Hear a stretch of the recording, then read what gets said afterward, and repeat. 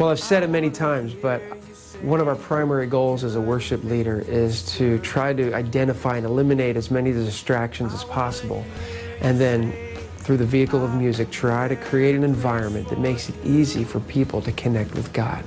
That's our goal. God is our goal. Not the songs aren't our goal. Being a really cool band isn't our goal. God is our goal. So everything we do is filtered through that idea of trying to connect with the Lord, and music happens to be a very powerful way to do that, to involve our emotions and our wills and our minds. And so that's why we use that vehicle. God, it's a gift from the Lord. But remember, God is the goal.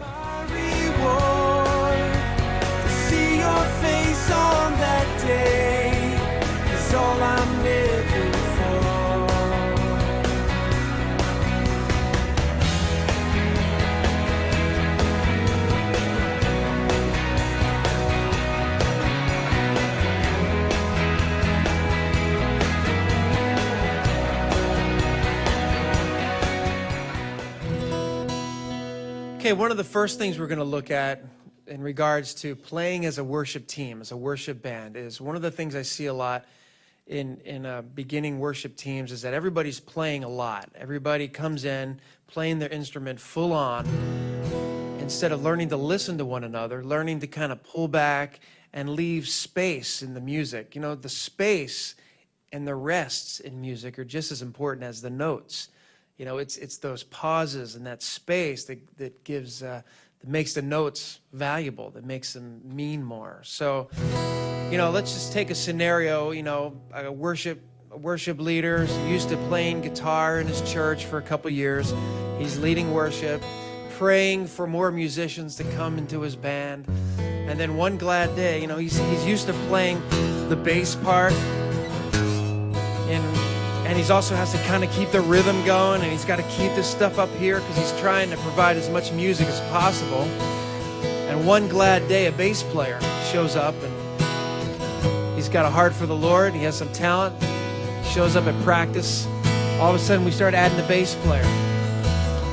Well, then immediately, as a guitar player, I can start laying off some of those bass notes. In fact, since he's playing those bass notes, I might just go up high here a little bit.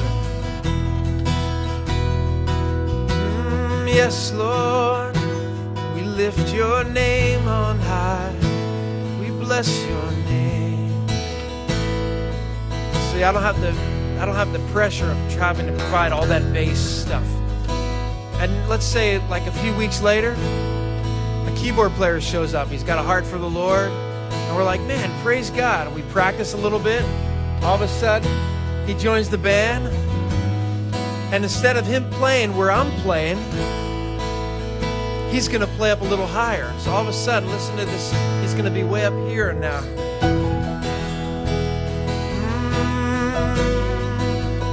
Yeah. And he doesn't have to play any bass notes hardly because we've already got a bass player. A lot of keyboard players, they're used to doing the bass, the rhythm, the chords. But since we have a bass player, Jason can just sit on his left hand. Let's just stop for a minute and talk about what's happening here. See, it's like picture a pizza pie. And when you're all by yourself, you're the whole pie. You're the rhythm, you're everything. You're the chords, you're the melody, you're trying to provide all the feel. But as soon as you start adding other instruments, then I begin to pull back as a guitar player. Keyboard player, instead of having to be real busy, you know, like guys that are used to, in a traditional church setting many times, are used to having to play all the bass, all the accompaniment up here. But to learn how to pull back as you add more players. So as you add more players, each player reduces the amount of activity that they're playing with. So that's one thing that's happening. Another thing that's happening is, picture on your stereo, you have the bass, the mid-range, and the treble. Okay, and a lot of times when a guitar player is playing the chords to a song, a keyboardist many times will end up playing in that same octave range, like in this mid-range area. So see that as the bass player plays down here, the guitars, I'm kind of in the mid-range. And just go ahead and, Jason, play like in the more the mid-range. Instead of playing there, see, him and I are already, we're like in the same place, and there's nobody up here up high. So watch, I'm gonna go up high. Since he's there, I'm gonna go up high. Here we go. You hear that? You hear how that spreads out the sound a little bit? Now I'm gonna switch with him. I'm gonna go down low in the mid-range, and keyboard player is gonna go up high. You hear that? Try to feel that. What a difference that makes. Okay. And that's good music. That's good music, is when you're paying attention to the separation, the bass, the mids, the treble, and when each player is kind of playing off each other, being sensitive, not trying to be a hog and be like, oh yeah, well I'm gonna play more and I'm gonna be busier than you. But it's like, oh, it's cool. Oh yeah, it's a nice piano thing, and it may make me just want to go like while he's playing that. 2, 3, 4. Now here's what'll happen now. Now let's say a month later, we get a guy finally that's got a heart for the Lord, and he can play drums. And even though that it could potentially freak out some of the people in our church, we're going to take this step and add a drummer, which is what we did many years ago. And that was like a big deal, and some people freaked out. But, you know, this guy Carl, he's got a good heart, and he's not going to come in the first day and just blow people away. You know, we're going to kind of like slowly move into this thing. I know some of you are in the midst of a transition. You come from a very traditional church, and you're transitioning from sort of more traditional to more of a contemporary or more modern setting or style. So here's what happens when we add some rhythm. Again, as soon as we add some rhythm, I can back off as a guitar player from having to keep that thing going. So let's just try that simple progression we're doing. 1, 2, 3, 4.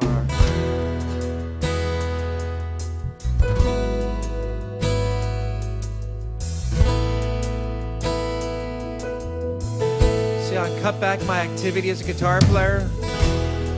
Because Carl's, he's providing that subdivision.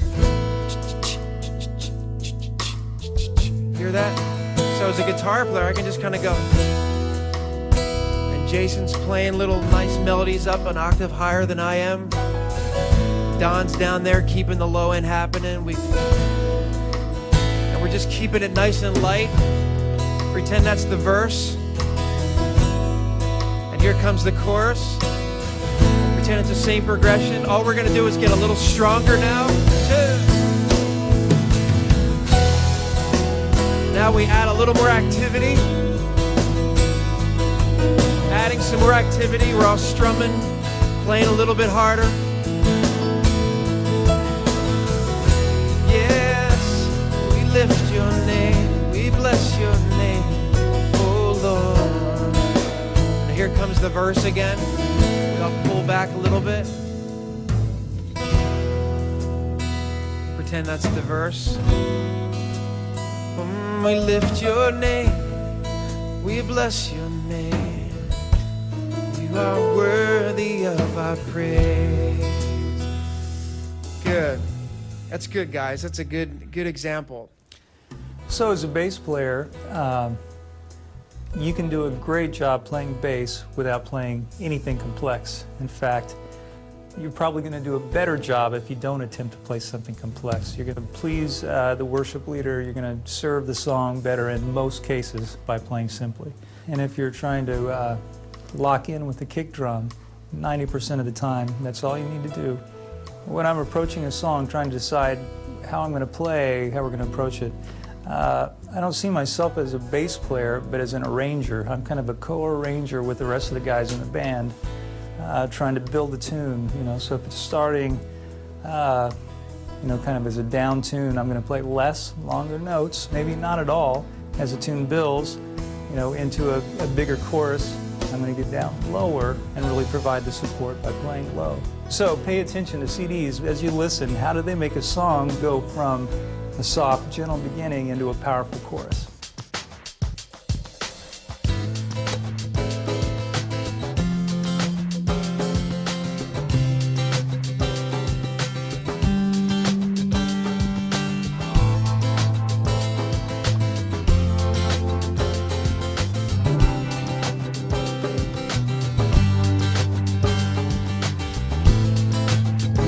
like him, the lion and the lamb, seated on the throne.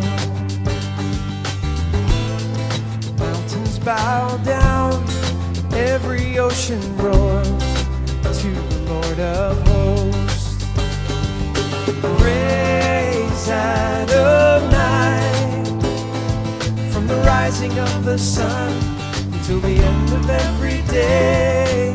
Praise Adonai, all the nations of the earth, all the angels and the saints sing praise.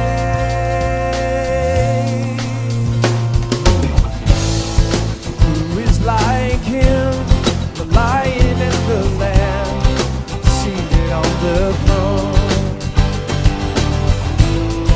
Mountains bow down, every ocean roars. Thinking of myself as an arranger has become a big part of just being a musician in general. I think every musician really needs to think that way, and drummers especially, because here again, a drummer is creating this foundational part of the band.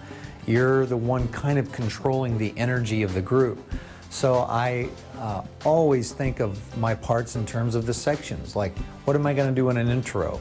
Is it a big dynamic, or is it starting soft? Then the next section's coming. How am I going to set up a verse? So I'm very careful, like, okay, this verse is going to go like this, and I play it that same way for 8 bars or 16 bars, whatever a verse is. And then, okay, how am I going to transition from that into a chorus? Is it a big fill? Do I need a big drum fill to lead the band in, or does the worship leader want it to be just bam, hit the downbeat harder and change the feel? So on my charts, you'll see a lot of scribbling. Especially when it's new music, especially for recording sessions or we're out doing new tours. And I am a believer in taking a lot of notes. So don't be afraid to do that. Take your lyric sheet or a chord chart or whatever you're using, and just put a lot of reminders in there about how you're going to build the song. And then make note of any changes that are in there, just every little reminder that you need. And it'll be a good way to keep the structure of the song consistent every time.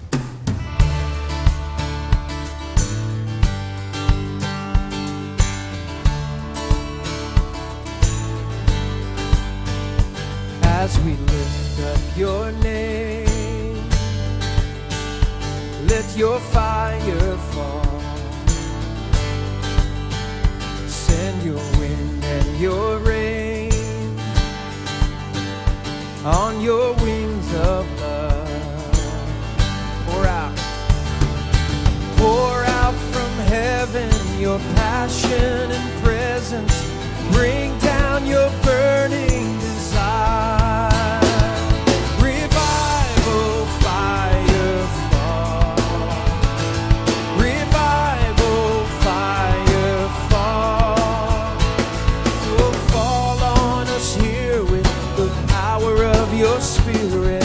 Father, let revival fire fall. Revival fire fall.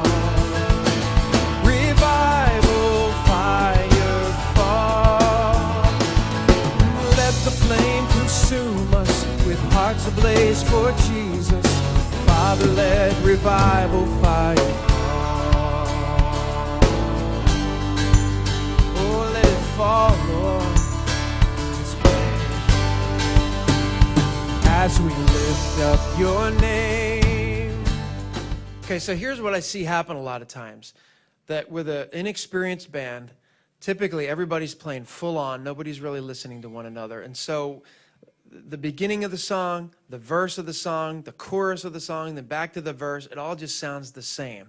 There's not a sense of starting on this journey and taking a little walk and building and building and building, and then finally the chorus is like big, and then it kind of comes back down for the verse. And music should feel like this. You know, every good movie, every good book, every good story, every good song has this sense of dynamic happening. There's this we're building, and then there's this release, and we kind of come back down the mountain.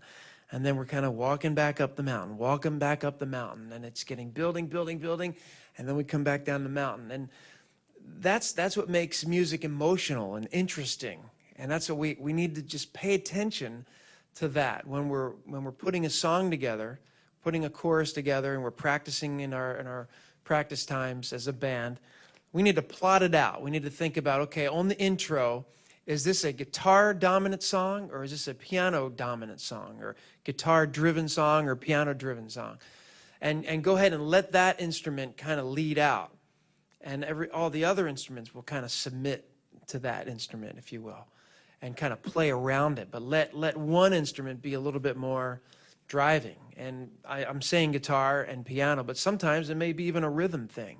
Maybe the rhythm is kind of the driving thing, and everybody kind of adds a little bit. So why don't we just do an example of how not to do it? You know, let's just for fun, and this is going to be hard because these are good musicians, but you know what I mean?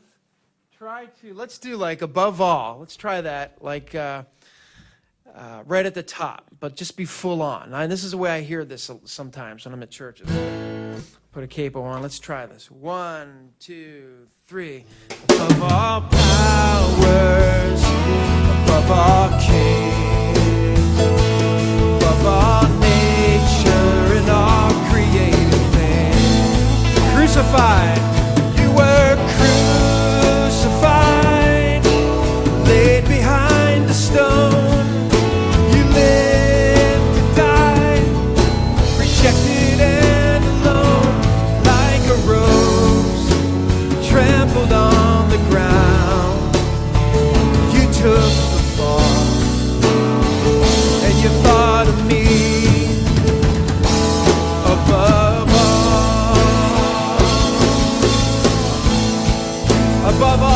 above all powers, above all kings. All right. Stop. Now the problem is it kind of sounds cool, like it's like this punk alternative thing, you know?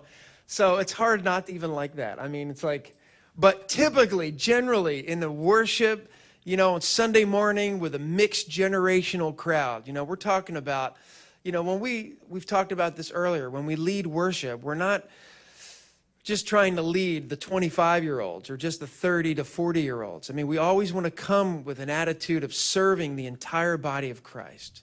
You want to come with an attitude of like it's a family meal, and you want to make sure there's hot dogs for the kids, and there's Brussels sprouts, and there's sauerkraut, and there's, you know, ham and roast beef. You know, you want to make sure that there's something for everyone. So again, let's like we're trying to make music that sort of appeals cross-generationally. So let's just try to do that right. And above all, in this case, let's say it's a piano-driven song. So we're going to map it out. Just take a few extra minutes before you start a song and map it out and say, okay, Jason, why don't you start the tune off? And I'm just going to not even play in the beginning of it. And then maybe Don, the bass player, will probably like kind of just sneaking up high. I'm just going to let them do what they do because they do it well. And just kind of pay attention, if you can, to what each instrument is doing and how the song begins to build to the chorus. So let's just try this together. Okay, Jason.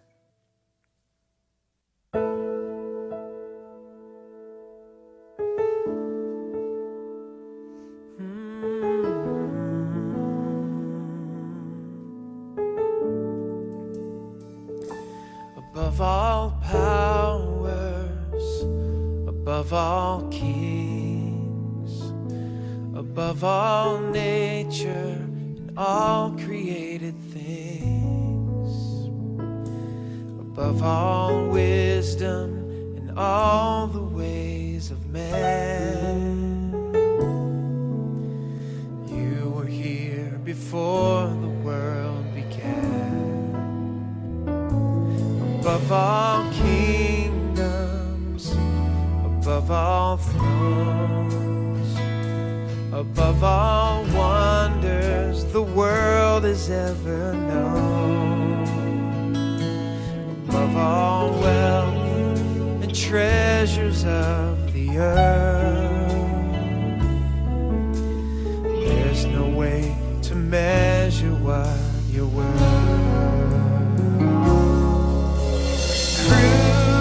Crucified, laid behind a stone,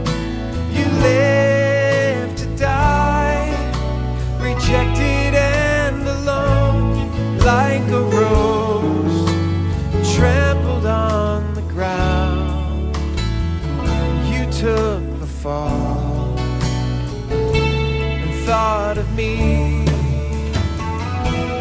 above all, above all powers, above all kings, above all nature and all created things. Okay, let's bring that to a close. Excellent, guys. Again, I hope you can rewind and kind of listen again, but notice how it started off piano, just real intimate, since the song calls for that. And then Don, the bass player, just begins to play. Not a lot. He's not real busy. He's just playing whole notes, just letting them ring out. And then Ken on the electric guitar just begins to do little volume swell things, just little ethereal things. Carl on the drums playing little cymbal-y things, and didn't come in with a full groove until the chorus. And then when he did come in, boom, ga, boom, ga, you can just feel the song pick up on the verse.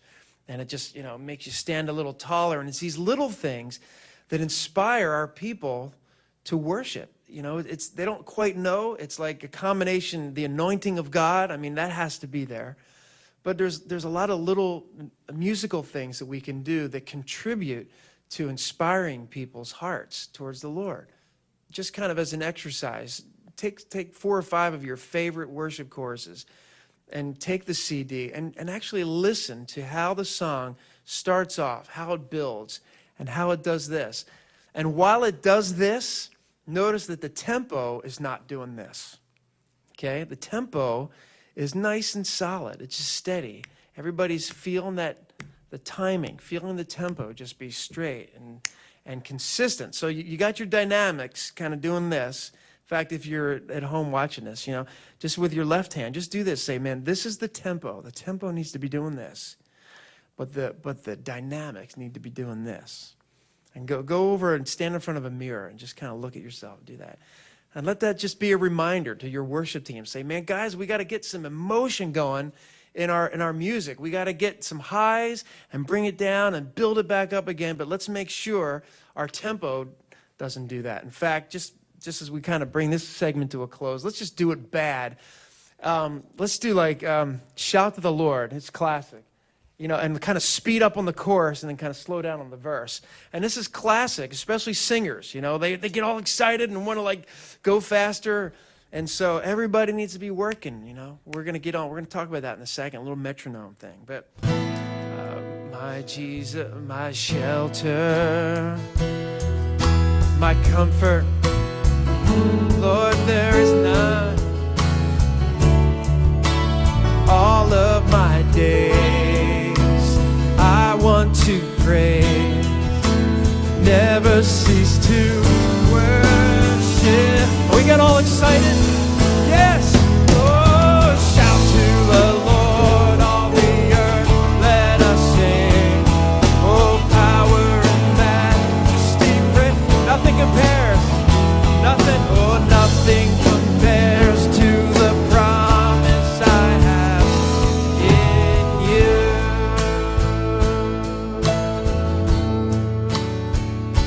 And then we get quiet. My Jesus. Now that is bad. That is bad. So don't play that for your friends and say, check this band out, because that was bad. And so make sure your band doesn't sound like that, because that ain't happening. So practice that. Practice making sure that tempo, when it gets exciting, let's just do that. Never cease to worship. And let it get big, but pull back on the reins like you're pulling back with a horse. Like, whoa. Sometimes I'll even look at my singers sometimes and go when I know they're about to jump the gun, and I kind of do this. I'm serious. I kind of whoa, guys, pull back, hold on.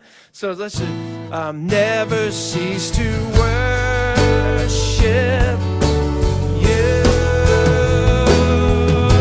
Shout to the Lord, all the earth, let us sing.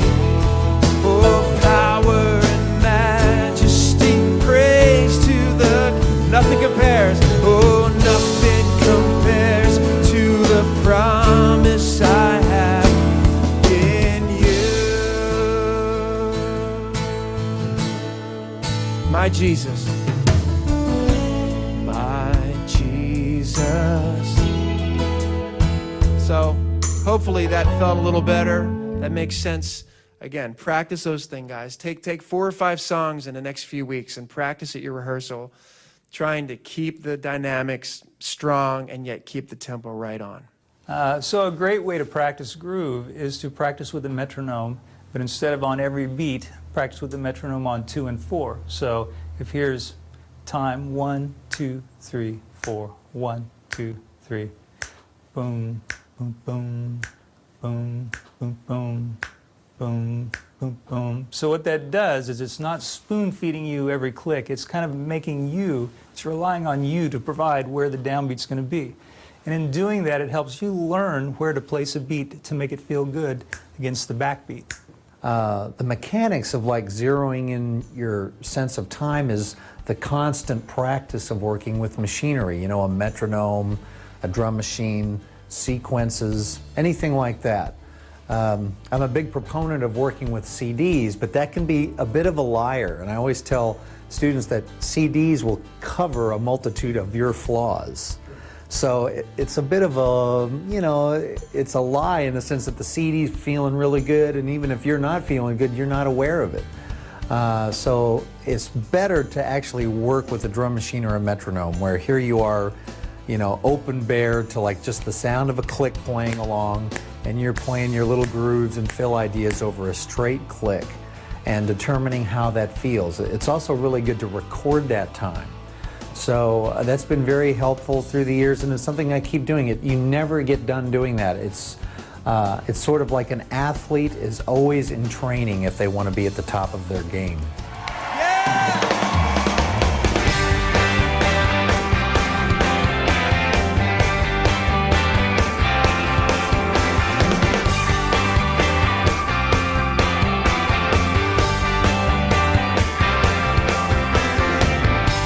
Step of faith, every sacrifice, every prayer that's prayed from an honest heart. You alone deserve every breath of worship. I just want to say how great you are. 'Cause it's all for you. Every song of praise is all for you. Every hand that's raised, everything I am, everything I do is all for you, all for you.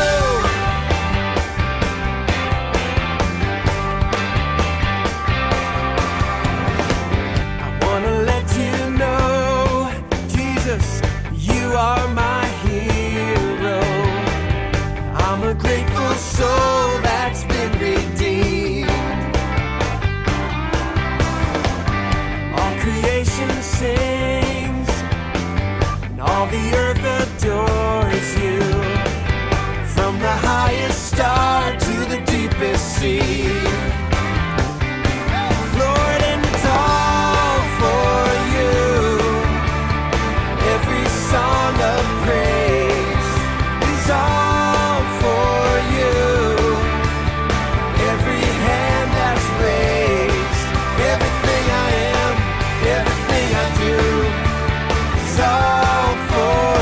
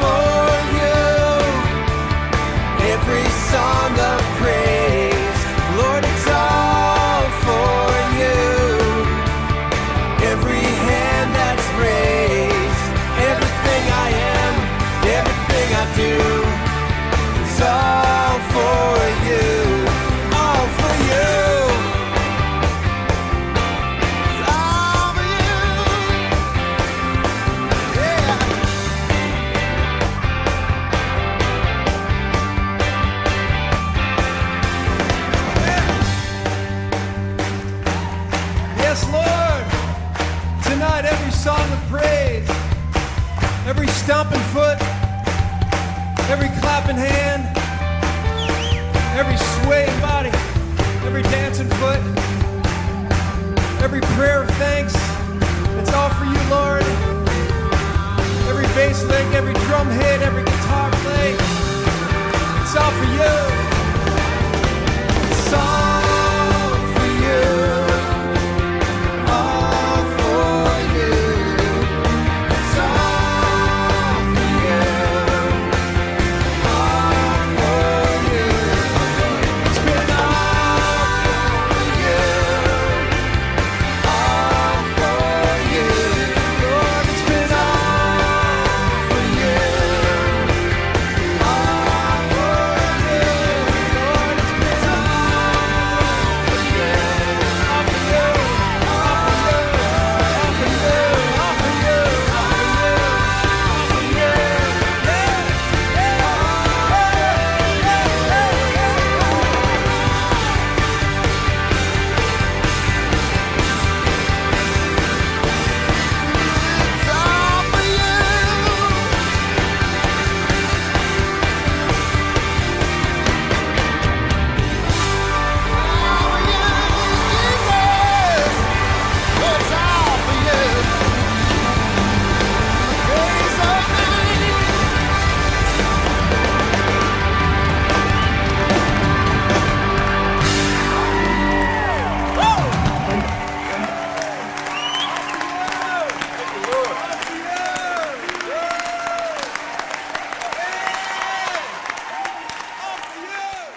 Praise your name. Here's a suggestion to learn some of these arrangement ideas. Basically, what we're talking about is how to arrange a song. Have a listening party. Have everybody from your worship team come over to your house on Friday night, and take out 10 of your favorite songs, worship team songs, and listen to them on a CD, and have everybody sit there with a pad and a pen and just write out like what their part is doing. Have them really learn to listen analytically. What is the bass player doing? Oh, he's playing up high on the intro and the first verse, and then on the chorus. Then he went down low, and he's much busier now on the chorus. What's the keyboard player doing? Wow, he only played like 2 notes up top, or he's just playing a little pad, and then here comes the chorus, and then he's down in the meat part of the keyboard. So it's really helpful. What's the electric guitar player doing? All of a sudden, you've got this band thing going, and one day, you're blessed with this electric guitar guy that comes along, and he's not some Eddie Van Halen wannabe, and he's not some show off that wants to he actually has learned to just submit his guitar playing to the song. That's the thing we all have to do as musicians, is not be egomaniacs. Just because we're on a stage here doesn't mean anything. Our heart in a worship team and our attitude is we're serving the congregation, man. Our master, Jesus, was the servant of servants. And he said, if you want to be great in God's kingdom, be a servant. So our attitude should always be, what can we do to inspire worship in the people that we're serving? Every musical choice that we make should be based on that. What is going to help inspire this guy, Fred, who maybe has 6 kids, and he coaches Little League, and he's not a professional musician, but on Sunday mornings he loves to sing out to the Lord. That's the guy, that we're serving. We're trying to help him. We're not playing for our musical friends. We're not trying to be cool. We're not trying to, get people to notice us, man. We got to just deal with that all the time. Keep that thing, that ego thing, way down here. Just constantly be aware of that. Constantly talk about preferring one another on your team. And I'm getting off on a tangent, but again, you could have the best musicians in the world.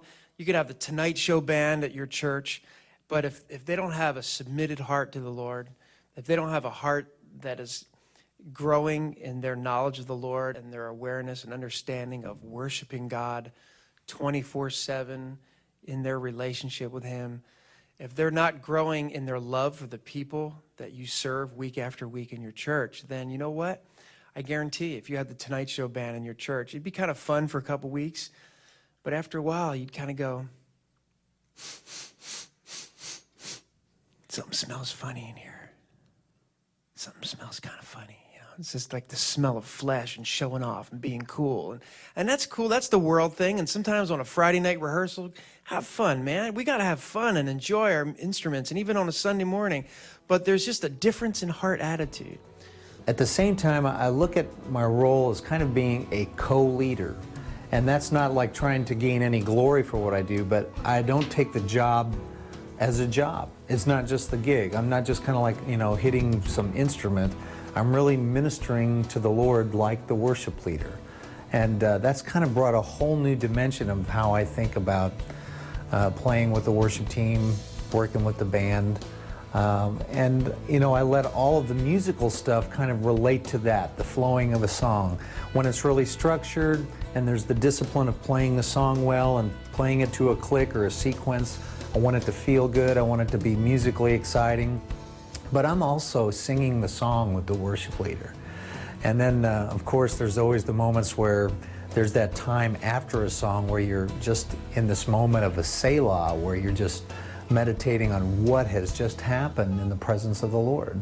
And many times for me, the reaction is musical. Like I start decorating things on the cymbals with mallets or brushes, and then I'll reach over and grab like a shaker and do a little spin or some chimes, and it's always an emotional reaction for me more than it is a musical thing.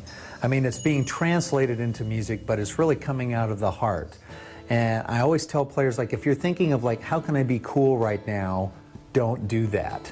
Like, don't gauge it according to the cool factor or trying to be hip or trying to impress, but like, think of yourself as being in the presence of God, playing your instrument, trying to please Him, and to imagine the look on the Lord's face when He's hearing this music come out of your soul to His heart.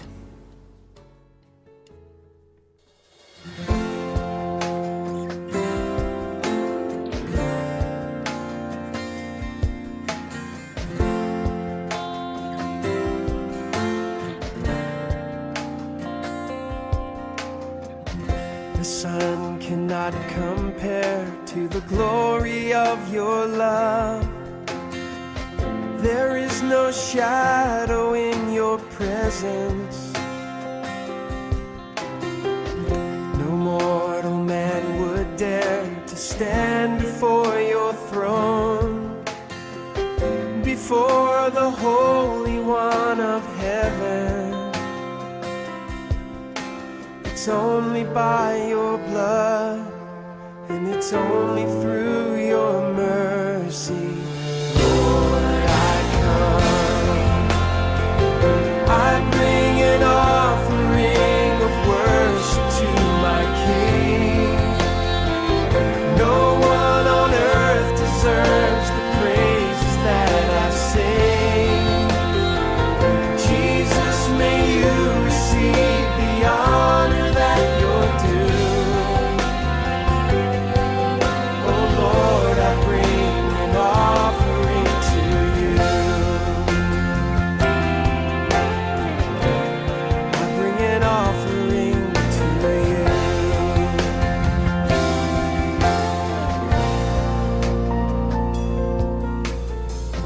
The sun cannot compare to the glory of your love.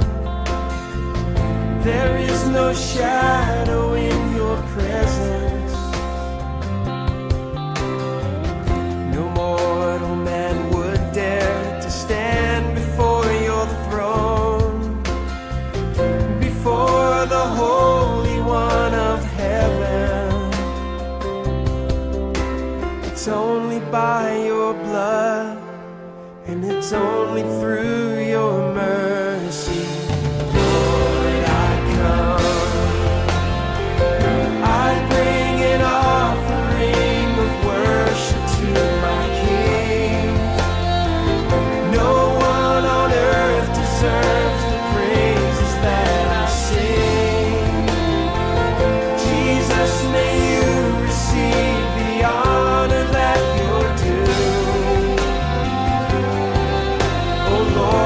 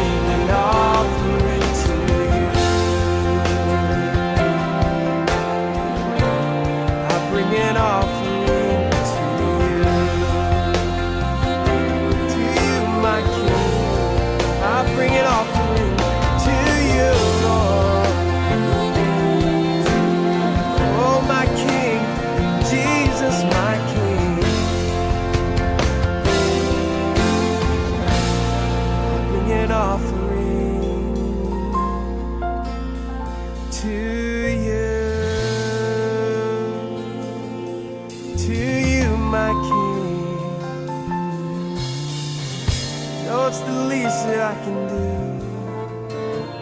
Sacrifice of praise, offering of thanks and gratitude to you, my King, to you.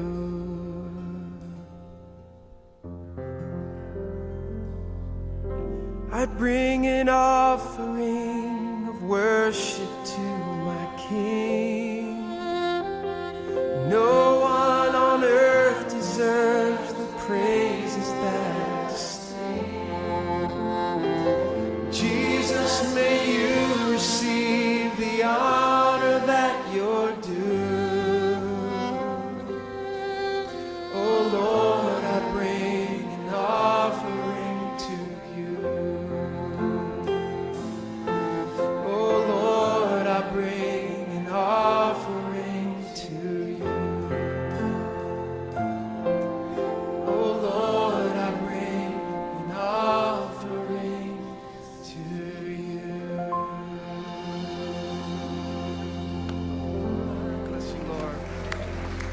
Sing our praise and our thanks, our gratitude for your goodness and your kindness, Lord, towards us. Let's go back to, here comes our guitar player. He's got a heart after God, and he's willing to submit to the team, to what the song requires. And so, he's not going to come in right at the top just jamming necessarily. There may be a song where that's what has to happen. But let's say in this particular song, we'll notice that Ken, he's probably going to do these little volume swell things and all this. Then finally in the chorus, he steps on the fuzz box, and it's like, and it just adds dynamics to it. So let's just try that.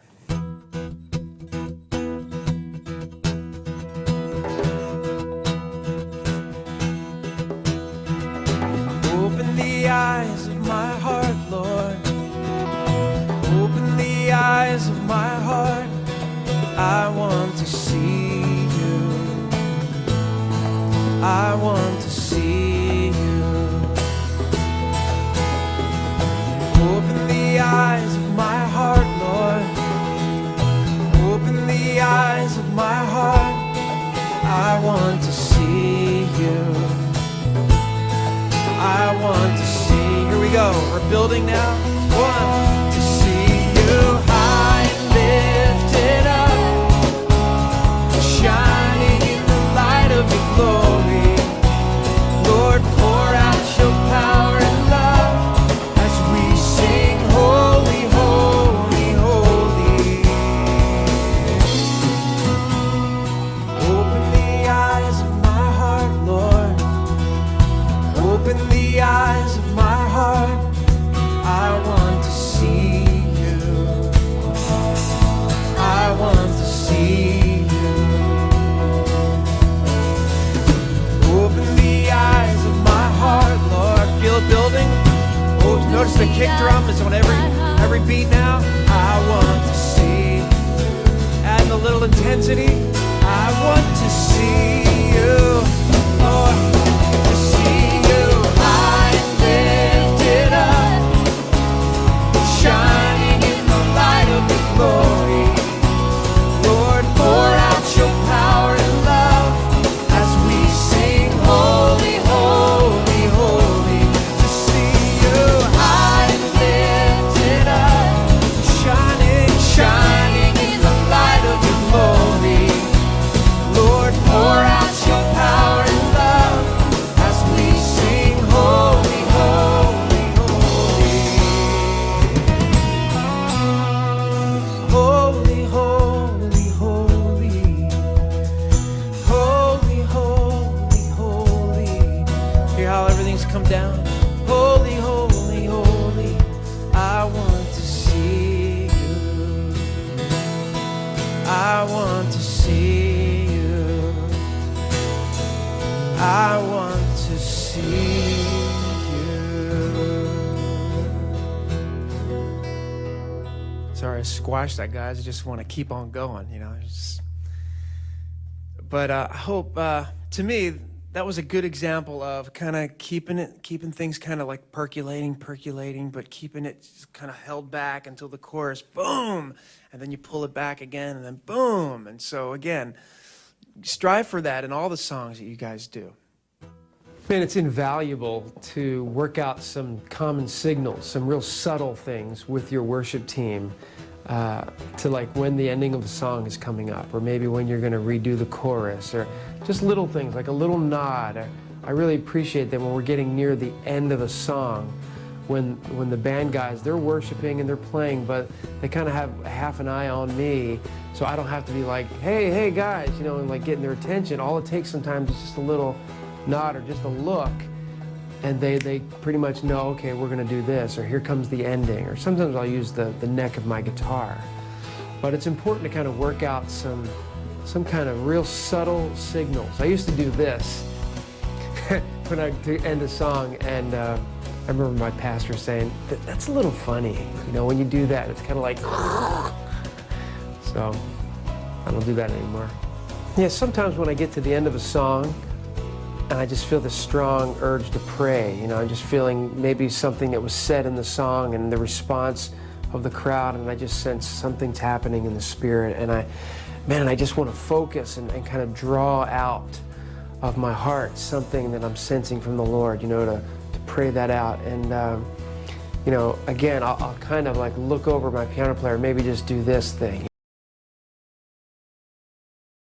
You know, kind of a signal like keep playing, you know, so that I can kind of let go. As much as I've been doing it over, you know, playing and singing, I still find at times that I just don't want the distraction of even trying to play something underneath, but to just be able to let go and say, God, we just press into you, and we just focus our hearts upon you, and you know, and just that kind of a thing, knowing that there's some kind of a musical bed underneath being supplied by the keyboardist or the other guitarist.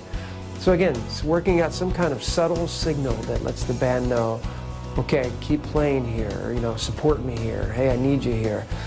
And many times I'll just kind of do that, that little move there.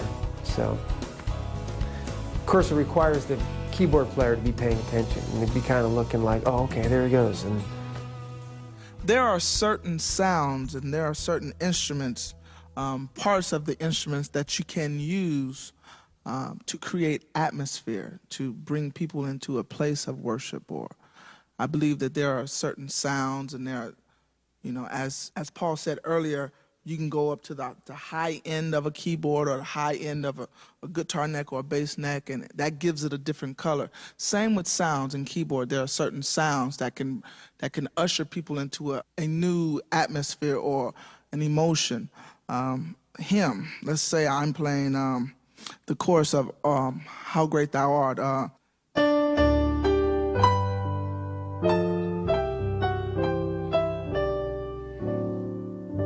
Okay, that's one thing. When I add the strings is always a celestial sound that you think, when you hear strings, you think heavenly, you think atmosphere, you think sky, you think all of the things of worship, all of the things of God. You know, you think heavenly when you hear strings. So same song.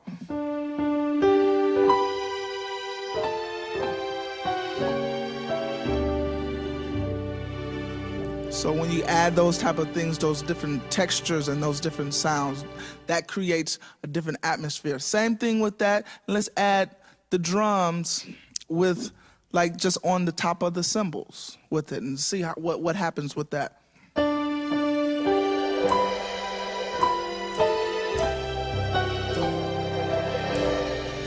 Okay, you hear how that creates a whole nother atmosphere. He used swells. It wasn't a beat, it wasn't a groove, but it was swells. So it's always good to use your imagination. What can I come up with that will draw people, you know, to lift their hands, to open their mouths, to create an atmosphere that will have people worshiping. We're going to try a modern way of creating an atmosphere for worship at this time. I have a pad here, and it's just going to build. Carl's going to come in, and the band is just going to drop in. Check it out.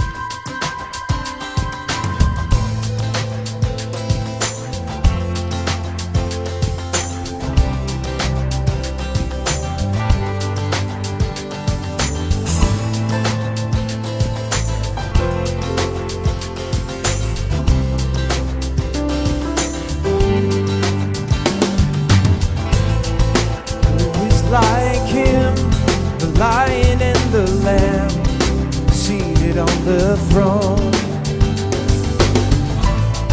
Mountains bow down, and every ocean roars to the Lord of hosts. Now, I want to move over to the drum kit for a minute. You know, as a worship leader, I'm not a drummer, but in order to communicate with a drummer, I've got to know some things about the drum set. I got to be able at some point to be able to say to the drummer, "Hey, can you give me a kick and a snare on the chorus, or can you give me a little 16th note hi-hat thing?" You know, the one end, a two end, a three end, or give me eighth notes. And I'll say, "Hey, can you just give me, Carl, can you give me some eighth note type thing on the hi-hat and just kick, drum, and hi-hat?"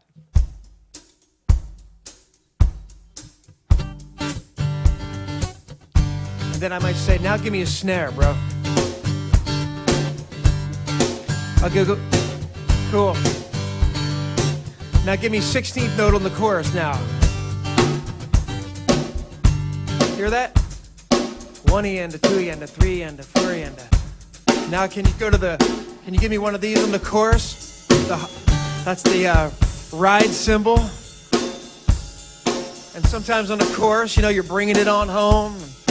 So again, that's cool, Carl. Again, I don't play drums, but I just encourage you to learn what the different parts of the drum kit are and be able to communicate some of your likes and dislikes to the drummer. Of course, if you have a really good drummer, you know, you shouldn't have to be telling him everything, you know, what to do, because a good drummer kind of knows what to do. So I just want Carl to speak a little bit about just that timing thing we talked about, keeping good time, keeping the dynamics nice and strong. A lot of times what he does for me is he has the song already marked out on a metronome. So anyway, you talk about it, Carl, what you do, bro. Sure. What Paul's looking for and what every worship leader and band leader wants is the drummer to be keeping time. And of course, all the band members should be keeping good time, but they're going to lean on the drummer for that. And I always mark at rehearsal times when Paul is going through songs like what tempos he likes. And you can get a metronome or some kind of drum machine, and you can a lot of times just tap in the tempo. Like when we were doing Above All, you know, if he's doing a boom, kind of ballad tempo, and you'll hear above all time. Okay, so as a drummer, at every rehearsal, I'm marking every kind of song we're doing. And I practice that way. I set up a drum machine or a metronome to practice with, playing these songs in my head as I'm sitting at home just with myself playing drums. So it works really well to get that under control, and you have to control that time. Even though we're interacting and I need to be flexible, if Paul wants to go a little faster, a little slower, you know, we can adjust, but he's kind of leaning on me to kind of drive the bus. Once we're kind of on the road, he wants me to keep the bus on the road. So a drummer really needs to think in those terms. So you need some kind of metronome. You know, you have to have that, or a drum machine. And what's really popular nowadays is using something that will create drum loops, patterns that we can use to actually use in performance. And at first when you're doing this, you know, don't do it in a church service if you haven't practiced it. I mean, it'll drive you crazy. So it takes a lot of practice. If it's new to you, don't get frustrated. Start and stop. You know, you might have to play 4 bars and start over, but start practicing with this whenever you're practicing, and you'll get used to the idea. We're going to do a little bit of playing a song that we actually use a drum loop on. We're going to do Trading My Sorrows, and this little funky pattern you hear is coming out of this machine that's a basic small sampler, and it's just going to play this loop over and over, and you're hearing this in, I would probably say, 90% of contemporary worship and Christian music and things you hear on the radio. We're not using it so much live all the time unless it's really musically working well. I don't recommend it that you use it on every song in worship, but a couple tunes is kind of a cool thing to do, and it'll really help your teams tighten up the sound if you get used to doing this kind of thing. So we're going to try this. 1, 2, 3, 4.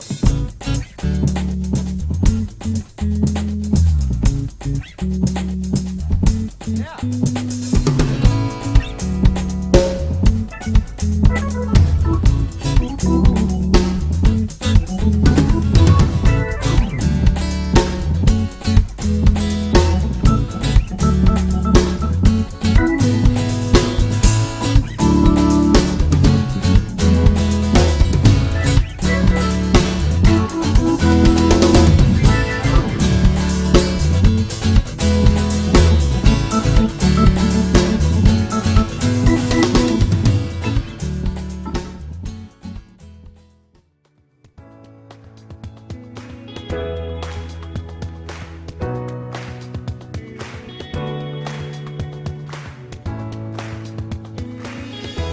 One thing we ask of you, one thing that we desire, that as we worship you, Lord, come and change our lives.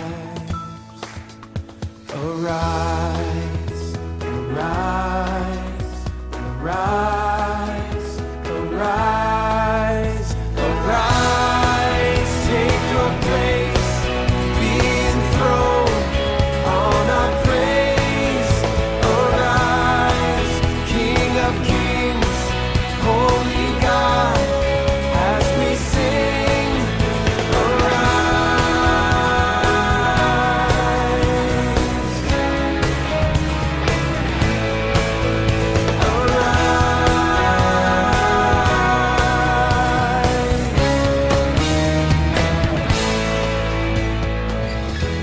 One thing we ask of you, one thing that we desire, that as we worship you, Lord, come and change our lives.